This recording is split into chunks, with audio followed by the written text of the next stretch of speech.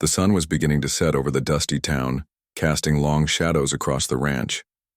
The quiet hum of the wind was the only sound that filled the air, as the last of the day's light began to fade.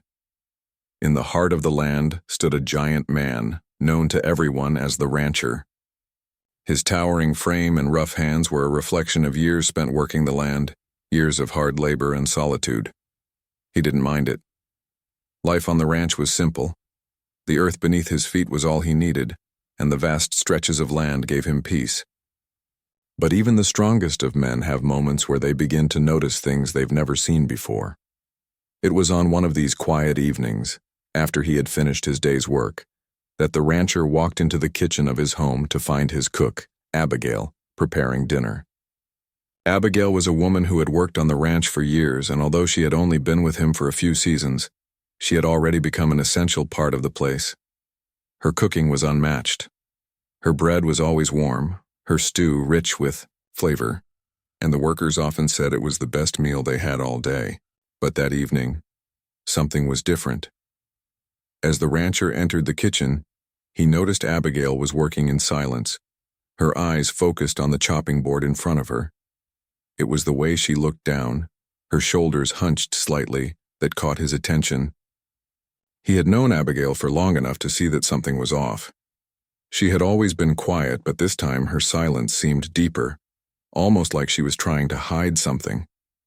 And then, as he stood by the doorway, he saw it. The bruises. They were faint but visible on her forearms, just below her sleeves. The marks looked like they had been there for a while, dark purples and yellows against the pale skin of her arms. For a moment, the rancher just stood there, frozen. He wasn't the kind of man who would pry into someone's business, but these bruises, these marks, stuck out in a way that made his heart ache. He had seen men work hard, seen them fall and bruise, but this wasn't from a day's work. These bruises were different. They were the kind you couldn't get from lifting sacks of grain or working a plow. Abigail, unaware of the rancher's gaze, continued her work. But something in the air had changed. The rancher's quiet presence seemed to fill the room like a heavy weight. She finally turned her head, noticing him standing there, his eyes fixed on her. She gave him a small, nervous smile, but it didn't reach her eyes. "Is everything okay, Abigail?" the rancher asked gently, his deep voice carrying a softness that was rare for him. For a moment, she didn't respond. Her eyes shifted away, and she nervously wiped her hands on the apron she wore. The rancher could tell she was trying to avoid the question, but he wasn't about to let it go. "Abigail," he repeated, his tone more insistent now. "What happened to your arms?" The room seemed to freeze. The sound of the crackling fire in the hearth was the only thing that broke the silence. Abigail lowered her head, her face turning pale as she hesitated to answer. She wasn't a woman who liked to talk about her past, especially not with someone like the rancher. She was used to keeping things to herself, but the look in his eyes, there was no judgment, only concern. "Nothing," she said quickly, her voice almost a whisper.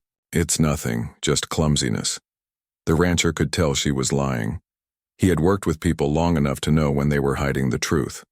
His sharp eyes had seen more than he cared to admit, and he could see through her words. "You don't have to lie to me, Abigail," he said softly, stepping closer to her. "You can trust me."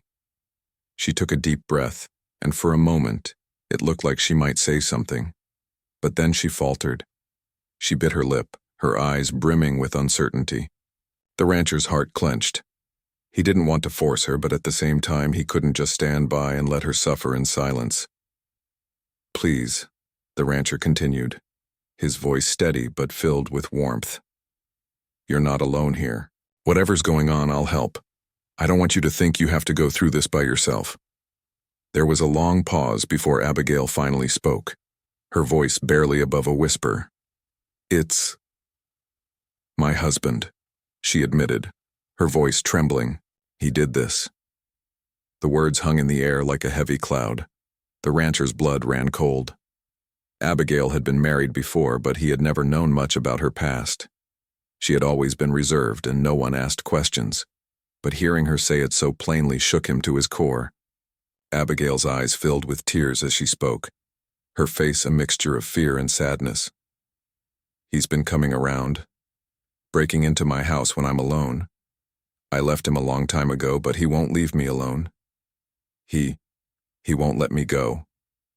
The rancher's fists clenched. His mind raced as he processed her words. The idea of anyone hurting someone as gentle and kind as Abigail seemed impossible to him. He couldn't understand why anyone would want to harm her, let alone someone she had once loved. He's been coming around hurting you? The rancher's voice was tight, his hands shaking with the anger that had risen in him. Abigail nodded, tears streaming down her face now. I've tried to stop him, but he always finds me. I don't know what to do anymore. The rancher was silent for a moment, his mind turning over what he had just heard. He had lived a hard life, and he knew how brutal the world could be. But this was something different. This was personal. This was an injustice that he couldn't just stand by and let happen. Without a second thought, he walked over to her and gently placed a hand on her shoulder. You don't have to fear him anymore. I won't let him hurt you again. Abigail looked up at him, her eyes filled with gratitude and disbelief. You don't have to do that, she whispered. He's a dangerous man. He could hurt you too. The rancher's face hardened and his voice dropped to a low, determined growl. I'm not afraid of him. I've dealt with worse. I'll take care of it. He won't hurt you again, I promise. Abigail seemed to shrink under his words, but there was a sense of relief in her expression. She had never been able to stand up to him. But maybe, just maybe, the rancher could do what she couldn't. For the first time in a long while, Abigail allowed herself to hope. She wasn't alone anymore. The rancher had made a promise, and she believed him. She knew that no matter how dangerous the situation was, he would keep his word. The rancher turned to leave the kitchen, his mind already planning the next steps. He wasn't a man who made promises lightly, but when he did, he kept them. He would confront her ex-husband, no matter the cost. No one would hurt his people, not while he was still breathing. As the door swung closed behind him, Abigail stood there, staring at the empty space where he had been. She felt a warmth spread through her, a feeling she hadn't experienced in years. She had been afraid for so long, but now there was a flicker of hope. Maybe, just maybe, things could get better. The next morning, the rancher didn't waste any time. As the sun began to rise, painting the sky with soft pinks and oranges, he gathered his things. He wasn't the kind of man who made plans or hesitated. His instincts were sharp, and today they told him he had to act. Abigail had shared her pain, her fears, and now it was his turn to protect her. The air was cooler than usual, and a low mist hung over the ranch as the rancher mounted his horse. His thoughts focused on the man who had caused so much harm. He knew where to find him. The man had a reputation, one built on fear, cruelty, and a history that no one ever dared to challenge. But the rancher wasn't just anyone.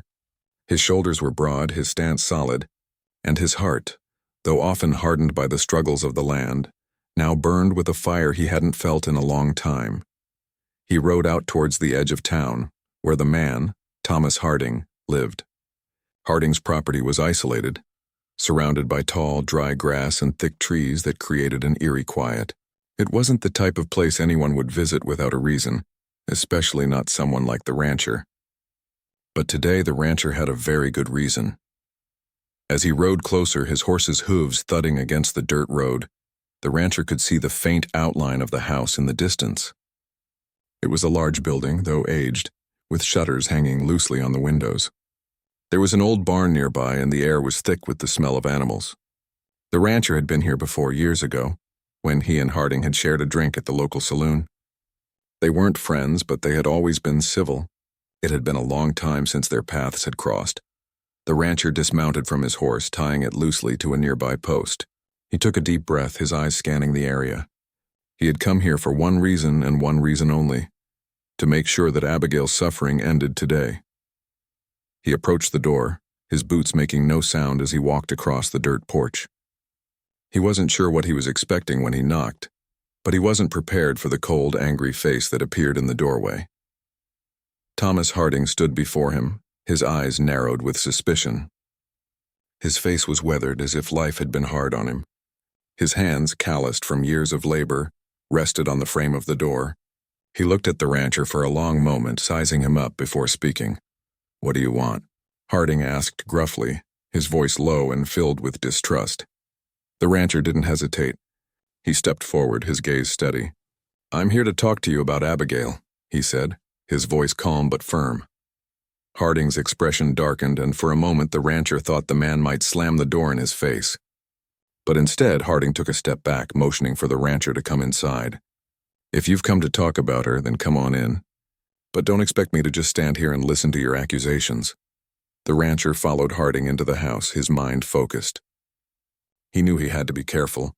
Harding was a volatile man, one who wasn't used to being challenged. But the rancher had no intention of backing down. The inside of the house was dimly lit, the curtains drawn tight against the sunlight. The smell of dust and old furniture filled the air, and the floor creaked beneath their feet as they walked into the living room. Harding motioned for the rancher to sit, but the rancher refused. He wasn't here to make small talk. He was here to end the cycle of pain. "I know what you've been doing to Abigail," the rancher said, his voice cutting through the silence. "And it stops today." Harding scoffed, taking a slow step toward the rancher. "You don't know anything," he growled. "She's my business. I'll deal with her however I see fit." The rancher's eyes flashed with anger, but he kept his voice steady. "No man has the right to hurt a woman, especially not like that. She left you. You've no reason to keep hurting her." For a moment, Harding stood there silent, his face a mix of rage and confusion. The rancher could see the cracks in the man's tough exterior. He was used to being in control, used to being feared. But today the rancher wasn't afraid of him. "I don't care what you think," Harding muttered, stepping back and crossing his arms. "She's nothing but trouble. Always has been. She's better off with me." The rancher shook his head, his fists clenching. "You're wrong. You've got no claim to her. She's free, and if you ever come near her again, I'll make sure you never hurt anyone again." Harding took a step forward, his face reddening. "You think you can just waltz in here and tell me what to do?" "You don't know me, rancher. I don't take kindly to threats." But the rancher wasn't backing down. "I'm not threatening you. I'm giving you a warning," he said, his voice cold. "Leave her alone, or I'll be the one making sure you regret it." For a moment the room was tense, the air thick with unspoken words. Harding's eyes burned with anger, but the rancher stood tall, unwavering. He had made a promise, and he wasn't about to let fear get in the way of keeping it. Finally, Harding broke the silence with a low laugh. "You think you can stop me? You're nothing but a big, stupid man hiding behind your ranch and your workers. But when it comes down to it, you'll see that I'm not someone you want to mess with."